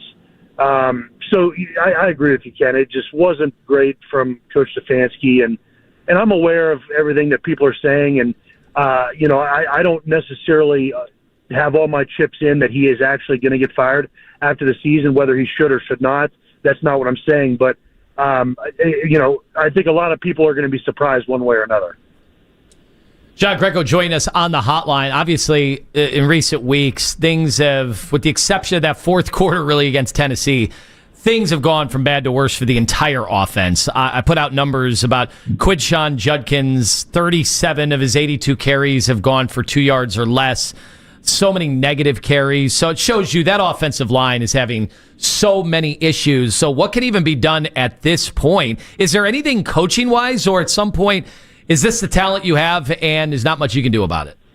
I hate to say it, Anthony, but I think it's the latter. And there's only so much you can do from Wednesday, Thursday, Friday, and then obviously Saturday during walkthroughs to try to get guys in there that are in there ready and prepared. And the three of us have talked about chemistry and all that nonsense when it comes to the offensive line for years that I've been on with you guys. And it's just hard to replicate that when you've had, 9 different starting combinations. And I think that's where they're at now. And, you don't have the veterans that you had, and people are hurt, and you have guys playing out of position at different positions and rotating and all of the stuff that we've been talking about over the past several weeks with this offensive line. But, yeah, I just think – you can definitely put a lot on that, and to say that coaching is able to just scheme something to where it can magically look better, I think is unrealistic. Now, they could try to do everything they can to be a balanced offense to try to help the offensive line in the run game, but at the end of the day, it's those 5 guys up front, plus the tight ends and whoever's working, on the edge of the line of scrimmage against the front 7 on the other teams, and it's just not getting done. Are guys, losing their one-on-one battles? Are guys in combination not getting off to the second level? Are there missed assignments? Are people late on their job? All of those things. It's not just one thing, and that's unfortunately why we've seen the decline in the average per carries and really the explosive runs offensively in the run game. And I don't know if we can just get it fixed by, scheming something different. What have you thought of Shedeur? Well, I came on last week and I told you that I thought Shedeur at least was playing like he deserved the chance to be in the conversation next year. And obviously he's going to be the starter to close this season out. And, yeah, he had a bad game against, one of the better defenses. And I think the Bears lead the league in takeaways. Now, the 3 they got probably got them over that hump. But that team takes the ball away. There were some bad throws. There was, obviously we know the Jerry Jeudy play where, maybe that could have gone the other way. But, a lot of the things that we're seeing from Shedeur are some of the negatives that we were concerned with coming out of the draft and during the preseason, and it was volatile during the preseason, if you guys remember. But I'm still kind of bullish on him. I don't know if there's a quarterback in this year's draft, if there's a quarterback on the couch, if there's a quarterback in any locker room in this league outside of maybe 1 or 2 that can elevate the play of the guys that are around him right now on this Browns offense. And I hate to say that, but I just think it's true. Can Josh Allen come out and magically, throw 3 touchdowns a game to Jerry Jeudy and Harold Fannin? Maybe, and use his legs? Maybe. But it just looks so different. It's hard to give anyone a fair shake with the state of the offense and really the state of the team. The defense has been a little bit banged up, giving up big plays. The special teams has been a total disaster, as we talked about for the last month in the majority of the season.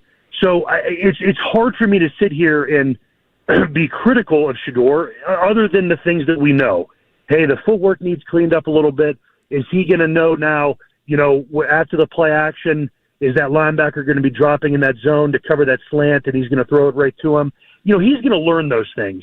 But, would people prefer it just be check down city like we saw the first, half of the season?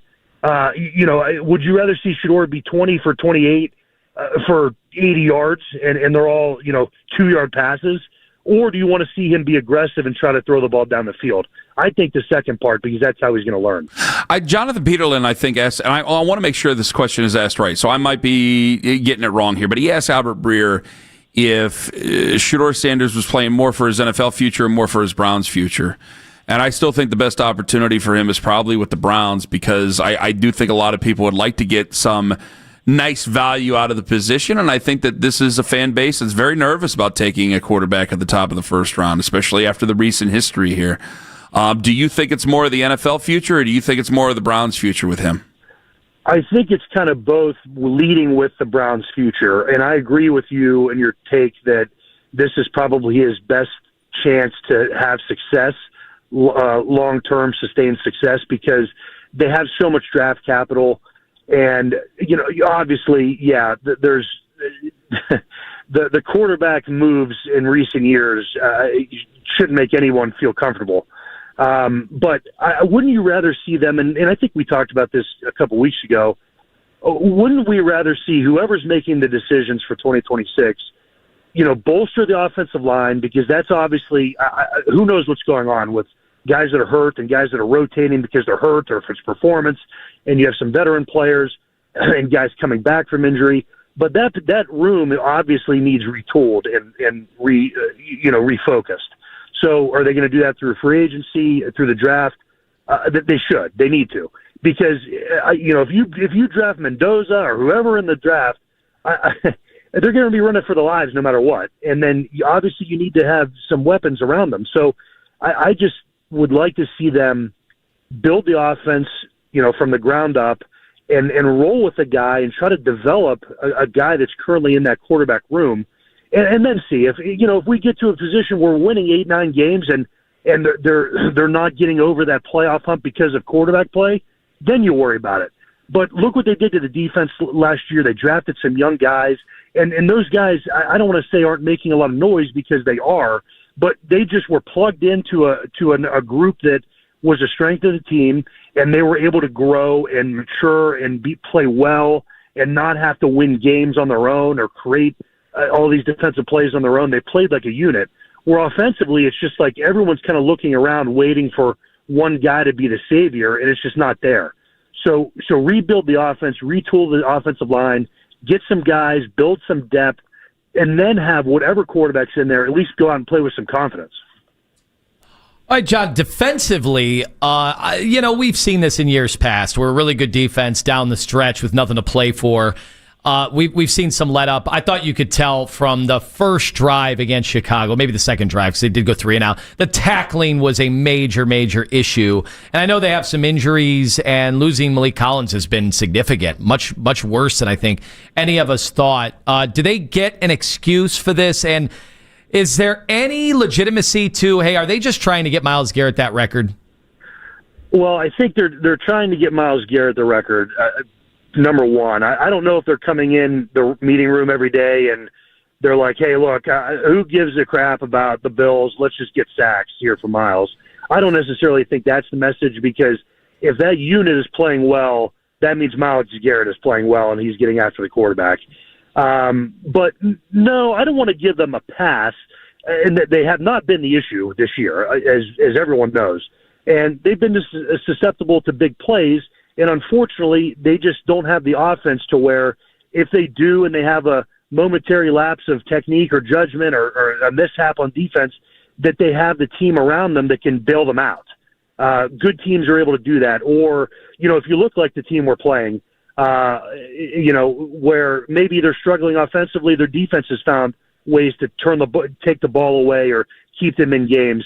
The Browns defense doesn't have that. They've just been playing like they're their own separate entity all year, and they're just saying, hey, look, let's go out and take care of our business and try to put the offense and the special teams in the best position we can. And that's all that they can do. And try to create more opportunities, try to create turnovers. Let's pressure the quarterback, get after the quarterback, and let's just play nasty. And for the most part, they've done that. And yeah, it's late in the season. It was cold as heck Sunday. I'm not trying to make excuses, but you're right. The missed tackles come in, and that's just a product of the end of the season, different guys in there, losing focus late in the year.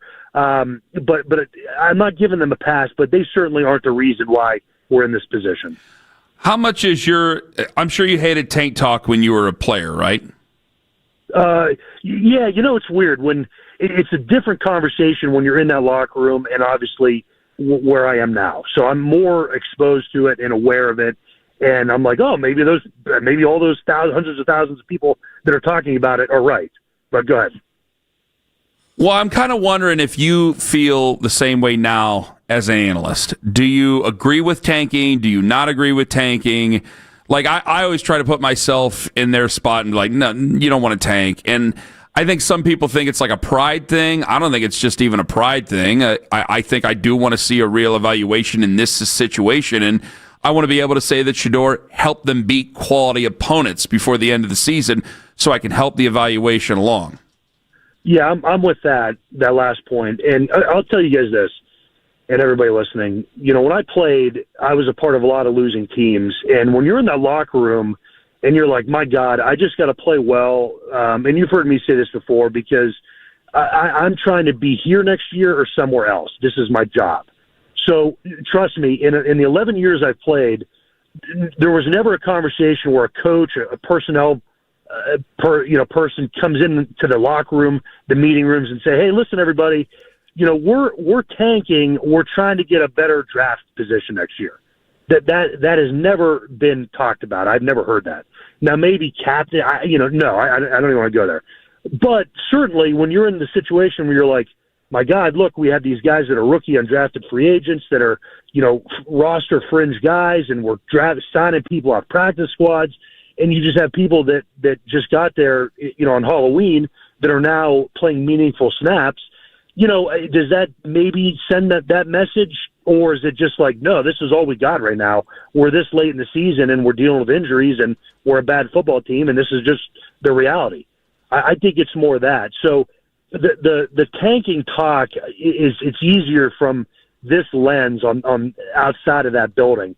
But trust me, no one in that building gives a crap about tanking, and they don't want to hear that. That's nonsense in a player's mind, because when people talk about that, and if that becomes the reality, you're saying you're setting us up for failure on purpose to worry about a draft pick next year, and I just don't like that. So I'm aware of it.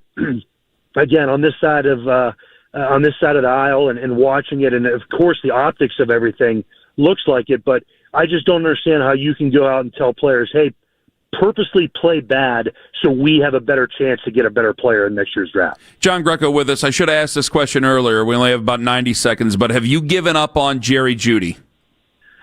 Man, Ken, it's hard for me to defend the guy, and he's a vet, and he's made a lot of plays in this league, but you have to wonder, why Denver was so quick to move away, and look what they're doing now.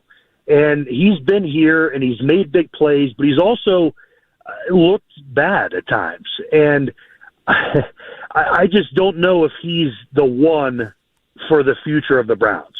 Now, if they're able to maneuver something where he's not, and he's a 2 option, okay, I'm willing to be a little bit patient, but it's just hard for me to keep defending the guy from what we've been seeing on the film. John, we thank you so much for the time. All the very best to you and yours. You take care now. Guys, thank you. John Greco on the Fan Hotline. Outstanding as always. All right, want to break that? Do you have anything to break down from there about what he just said about Jerry Jeudy? Well, that and he basically said there's no fixing, doesn't matter who the coach is, there's no fixing this offensive line. We got a lot of work, only a little bit of time, because if anybody in media is making declarations of what they would do with the Browns' future right now, they're setting themselves up to look like liars to you later. And we are bad because he's here, but we're not bad because of him. Can I explain in 5? That's coming up at 9:22 on The Fan. Peter and Company Jewelers.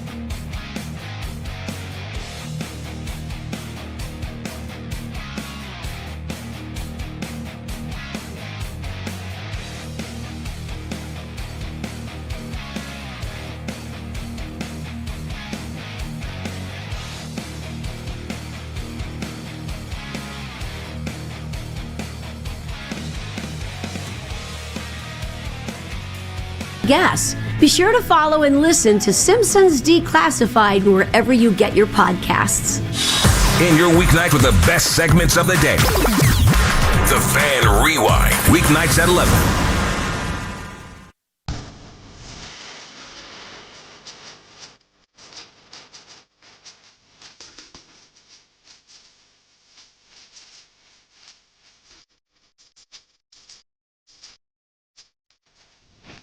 Back on the Fan. We're going to play some. You got Greco now? No? Yes? No? Not yes? yet. No? We're Yes? working No? on Yes? it. No? Soon. Yes? Yes? It's searching. Which one do you want to hear? The one we fought over, the other one we fought over? Let's hear the first one we fought over. Hit it. Oh, all right. Why? Say hit it. That's not how it works. I don't know if there's a quarterback in this year's draft, if there's a quarterback on the couch, if there's a quarterback in any locker room in this league outside of maybe one or two that can elevate the play of the guys that are around him right now on this Browns offense. And I hate to say that, but I just think it's true. It's hard to give anyone a fair shake with the state of the offense and really the state of the team. John's in Columbus. He's at his financial planning office. He's financially planning people's 2026. I know he's not listening to this. I wish he was. John, thank you, John. I love John. And there's a reason. Because he understands the freedom. We have to understand and we have to get ourselves some freedom here away from takes. I'm serious. I'm dead serious. Yesterday, I could not believe what was going on online. Like, I do believe. I stand for the Browns, and I stand for the Browns, knowing that I think that they are going to go after a quarterback come hell or high water. I think that they see themselves a 60-minute star. Did you see the 60 Minutes clip on or the whole piece on Indiana football? Oh. He came off well. Marjorie Taylor Greene is what I thought you were The Browns go after stars. I saw that. That's Friday at 9:45. Damn it. Put the safety back on. You got death threats. Put the safety back on. Friday at 9:45 for that. And even then, we'll probably dump it. Anyway, the Browns go after stars, and he's becoming a star. I know that he's got a little bit of Ned Flanders in him, according to Jonathan, and yeah, there is a bit of Ned Flanders in there, certainly. He's a bit of a nerd, okay? I think that the Browns are a desperate team, and I think they'll move hell and high water to go after him. Whether or not I agree with it or not, see, this is the point. Why are we making declarations on December 16th and 17th about what the Browns should do in their future at quarterback? We all sit here and we've claimed for weeks, I'm just trying to be fair to Shador. I'm just trying to be fair to Shador. I just want to be fair to him and fair to the Browns and fair to everybody else. And then we're making these sweeping declarations one way or the other? One way or the other? Is anybody in this room, I'm not asking the calls will go haywire. Is anybody in this room confident that they're going to go with Shador Sanders and that things are going to go just fine? That they would personally, Owen, Lima, would either of you be comfortable and confident with Shador Sanders starting the 2026 season, that this thing is onward and upward? I would imagine no. Oh. Exactly. I got three more games for him to start to change that, and I got an entire college football playoff where I've watched Mendoza. He's gotten better and better and better. He's looked good. Now, he's not one of the names that people talked about ad nauseum before the season started. That's true. But he's looked better and better and better. Guys can get better. The guys can get on a heater. Ask Joe Burrow. But I got an entire college football playoff to go, nah, I'm not moving heaven and earth to go after Fernando Mendoza. Can do that too. I could look at this and go, yeah, you know what? I'd rather see Shador Sanders and quarterback X from some other team or a million other different scenarios other than the ones that we are sticking our flags in the ground now for.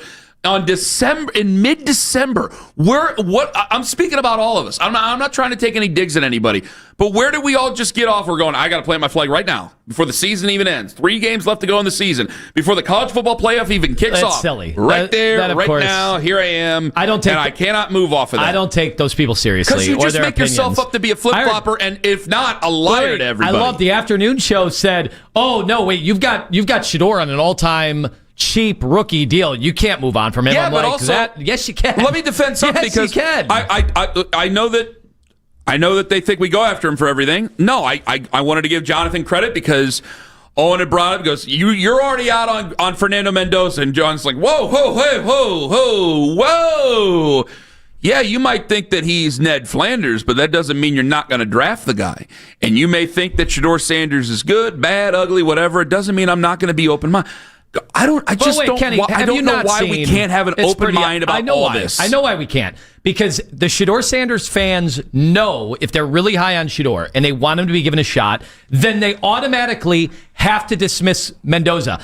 Where are the people that are open-minded that are like, hey, I really like Shedeur, but hey, I can be talked into Mendoza? They don't exist. I have not seen one person who has said Shedeur is the future of the Browns and maybe Mendoza is going to be really good too. I need to be open-minded about all this. I have not seen that person exist. I need to be open-minded about all this. So let me be even more open-minded about this.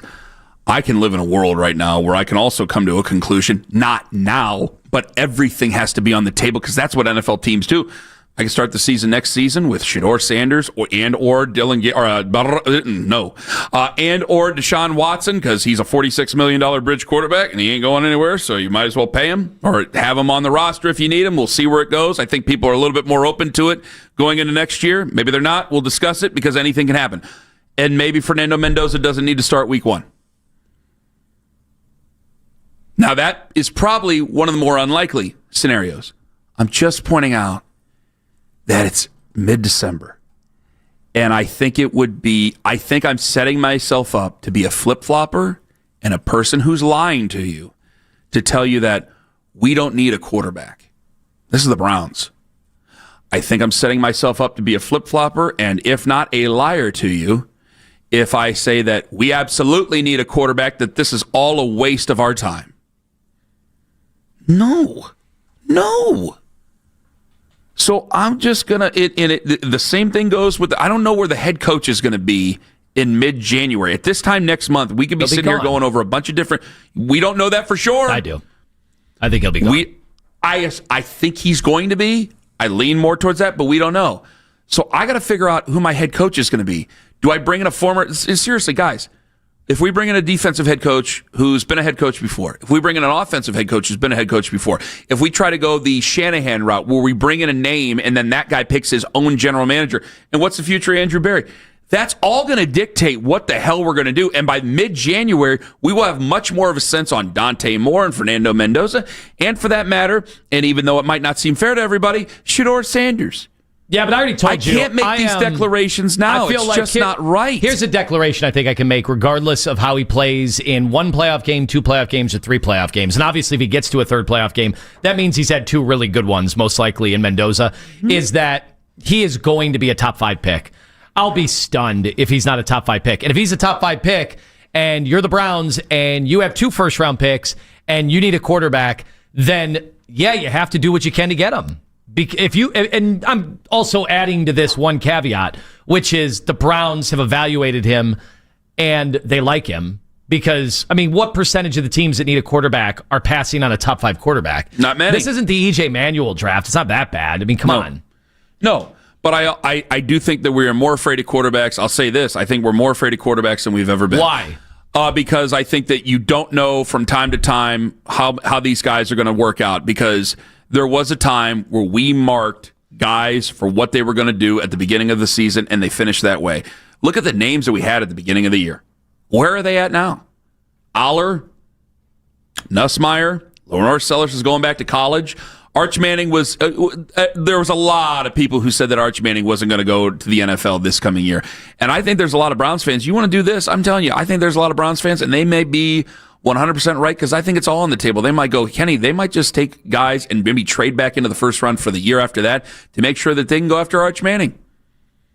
Because he'll probably end up being a bigger star than all of them. And then somebody will hear that and go, what has he done against it? Exactly. That's what I'm trying to say. It's a wild scenario. Why doesn't all this make Mendoza look better? The fact that he emerged and he outlasted all these other guys that you had preferential treatment to. If anything, him doing what he's doing with Indiana, and I've seen people say, wait a second, Indiana was good last year. And I said, did you think they were a contender last year under that quarterback? No. The OU transfer? Curtis Rourke, no. What's the difference? The Fernando Mendoza. Yes, you are right. Guys, he's going top 5, and you've got the ammo to get him. But this is what is the confusion? We moved. You remember Andy Ross radio lessons? When you're tired of it, when you're tired of talking about it, they're just starting to get it. It's the same thing in the NFL, man.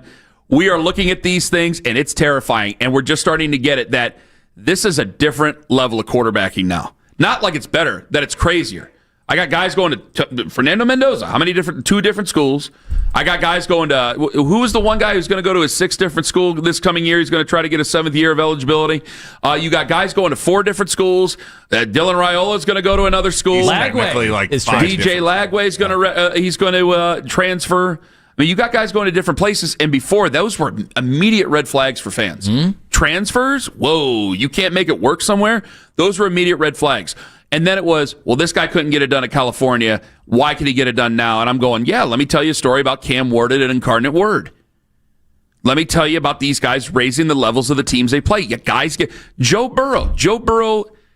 You know, I got killed for this.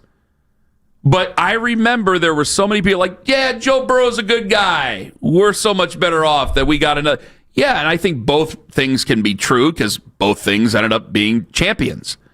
But for Joe Burrow, I mean, he was seen as not good enough. He ends up with LSU. He saved Ed Orgeron's job for another couple of years, got him a ring.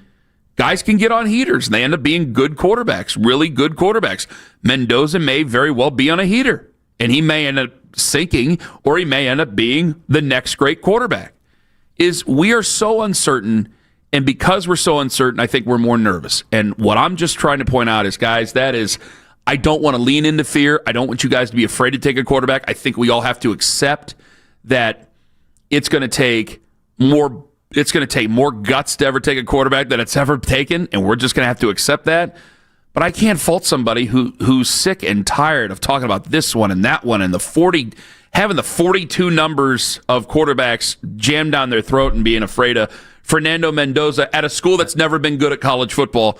I'm not gonna fault that person for being nervous and calling in and stating that opinion. I just won't listen to their opinion and take it seriously. Well, I'm going to listen to their opinion. I'm going to take it seriously. So that's the difference. I will not. And the Browns need a quarterback. And if you're afraid to take a quarterback, then what are you doing? What do you want us to do? Bridge quarterbacks forever? Bridges to nowhere forever? How's that going to work with Myles Garrett? In his prime now and probably over the next 2 years going out of your prime. Wait a minute, you just agreed with me about sticking the flag in the sand. Are you just sticking the flag in the sand now and saying it's Mendoza or nothing? No, I'm saying I'm giving Shedeur more games I'm giving him more games to evaluate, like I've said all week, but the odds are stacked against him. Like, it's going to be really hard, especially against the Bills. What are they, double-digit underdogs this week? But I think you're saying that, but I don't think you mean it. Pittsburgh has had a history of just making young Browns quarterbacks look dumb and confuse them and throwing interceptions, and we kind of saw that last week. So I don't know why I'm expecting that to totally change, but if he pulls that off, yes, I'm going to be open-minded about it. I find that hard to believe that he's going to be able to pull that off. That's why I just don't believe you believe what you're saying. And I'll get to that. Give me 5 minutes. I'll get to that, all right? Ken Carman, Anthony Lima. And we're bad because he's here, but I don't think we're bad because of him. Let me explain that. Coming up at around 9:43 on The Fan. K&K Heating and Cooling right here.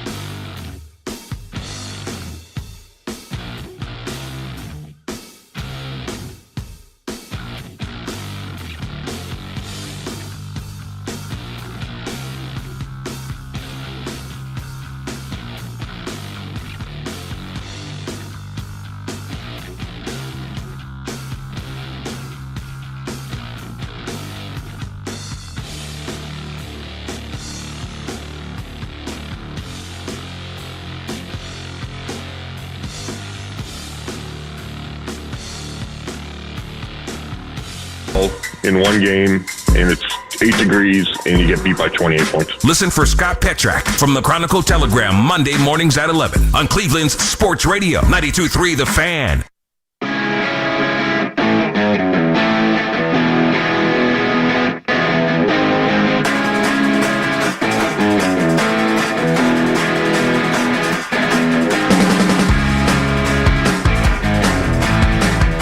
You about have your mind made up on Shedeur, and you just don't want to say it. You want to sound open-minded. I don't believe you. I think it's something you want to say because you don't want to make me mad, but I don't believe you. Kenny, I think you've gotten pretty personal with some of the Shedeur fans out there. That's fun. I'm just trying to keep an open mind is what I'm trying to do. I just don't believe you, and I do think by the end of this, I think I'm going to have to talk myself into a Dante Moore. I don't think I need to talk myself into Fernando Mendoza. Cleveland's own Dante Moore. I don't want to give up everything for Fernando Mendoza. I don't want to do that because they are in real problems. They got real serious issues with this roster, and that's why I think Andrew Berry probably has to answer to it. Is good God Almighty. I mean, the picks that you didn't have, the dead cap space or the dead cap money that you would have. I mean, there's so many problems with this. Zach Zinter's unplayable. Guy that you wanted to replace. I mean, we can go down the list. And if they're in a position to take him without giving up too terribly much, fine. If they're in a position to take him, fine. But I really want to see what Shedeur does. And I will get me a Bible. I'll swear on it. I don't believe you.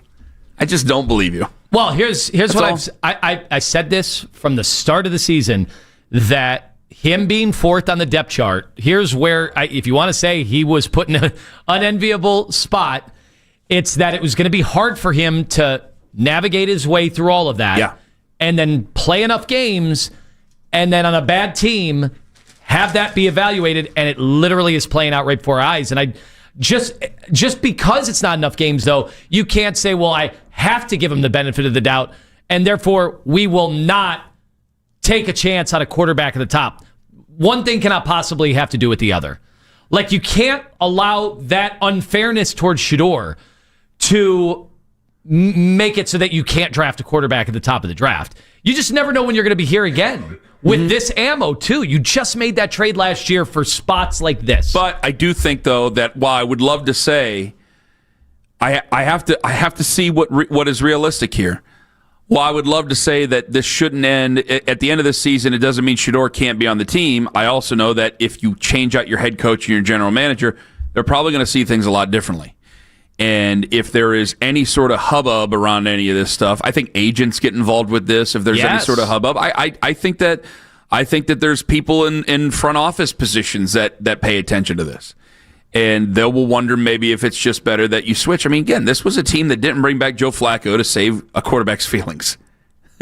So, you can't say that the fan sentiment doesn't matter.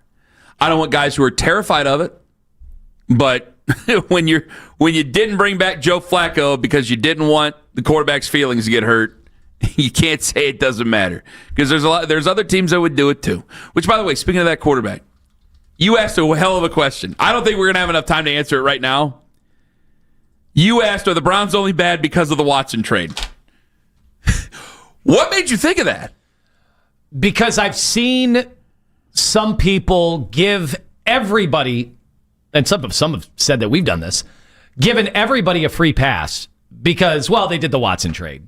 And who made the Watson trade? And the minute you make the Watson trade and have to give up the assets to get him, how many first-round picks was it?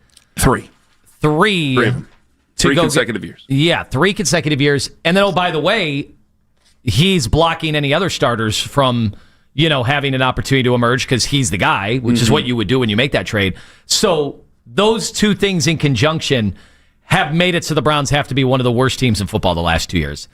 And I'm like, I don't know if it's that clear cut. Like, you're telling me, they've had a lot of other draft picks. They haven't had the big time high ticket items. Well, let me answer a question because with a they question. haven't had the first round picks. But I brought up the Rams. Uh-huh. The Rams have only drafted one first round player in the last 9 years. Now, but they had the QB, and they traded some of those other firsts for guys that could help them immediately. But they still look like a team that is loaded with talent without all those first round picks. And Well, their scouting department's fantastic. They've been depth, fantastic. too. Yes. And they're scouting, but like even a guy like I could say, well, they're able to get a guy like Puka Nacua in later rounds. Puka Nacua is great. Puka Nacua is also always hurt. But they've had the quarterback. We thought we were going to do what the Rams did. We didn't get the quarterback. He wasn't able to measure up to it. Now, I say all that knowing that I don't think that you're bad in 2025 just because of him. I'm not laying 2025 only at his feet. If he were still a good, some of it's on him because he's supposed to be a good player. If he weren't injured, though, can I blame him on the injury? No, I can't. But I look at the other draft picks, and you're right. I mean, part of this is cap hell, and part of this is going to be roster hell. Take your pick because you can only get so many picks in every draft, so you might have 10 picks. You're not going to hit on all 10 picks. It makes those picks at the top that much more important, but you're not going to hit on all 10. You're probably not going to keep all 10. So it makes it more difficult. But I don't blame it all on him. I blame a lot of it on that trade because I'll answer your question with a question. Had we never made that trade, what would Sunday's game mean? With Patrick Mahomes, I just want to ask, what would Sunday's game mean with Patrick Mahomes out and Lamar Jackson and the Ravens 6-7? What would Sunday's game against Josh Allen and the Buffalo Bills mean for a Browns fan had that trade had never happened? And Baker's much healthier than he is today. And you got 3 first-round picks who know. Maybe you hit on 2 of them and one sucks. Yeah, that's Take fair. 2 out of 3. That ain't bad. That'd be pretty good. So you got 2 first-round picks who knows where they would be. Just consider it. I think we'd be having a conversation like, okay, this is your time or we're not taking you seriously anymore. Like we would be further along, but we'd be talking about higher stakes. You want to discuss it again tomorrow? Yeah. You discuss it again on. But I'll tell you what. I'm thinking about. You guys are getting your money's worth on these shows. I'm thinking about right now. I'm thinking about Pittsburgh and Baltimore. This is brilliance. Where are Pittsburgh and Baltimore's top 5 picks over the last 20 years? They don't have them. So we missed out on these for 3 years, and we're acting like that means we have to be the worst team in football. It sounds like you're fighting against absolving Andrew Berry of responsibility. There's plenty of blame to go around. Yes, there is. And there's plenty of time to talk about it because the Browns ain't going anywhere. Thanks to our great friend John Greco. Great answers from him. We're back tomorrow 6 to 10. Have a hell of a day, my friends. Hey, sounds good. Where's your entourage now? Cool, I got on the last show. Loser town, loser fans, and you guys are a loser show. Your chef at night. Imagine the fright gave into the fight. Anybody know his height? I just might. Does he do his hair high and tight? Maybe he flies a kite. Finally saw the light. That rap was I. This is Boomer Esiason.